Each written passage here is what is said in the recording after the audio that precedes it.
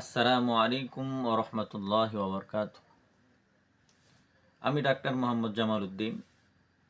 Doctor পরিচয়ের বাইরেও আমাকে বিভিন্ন জনে বিভিন্নভাবে চিনে থাকে। কেউ বা হাফেজ সাহেব হিসাবে, আবার কেউ বা মুফতি সাহেব হিসাবে। প্রিয় দর্শক, আজকে আমি যে বিষয়টা নিয়ে আপনাদের সামনে আলোচনা করতে চাই সেটা হলো যৌন সমস্যা। আসলে এই বিষয়ে ভিডিও করার কোনো আগ্রহ আমার ছিল না, কিন্তু আমার কিছু পেশেন্টের পরামর্শে আজকের এই ভিডিও করা।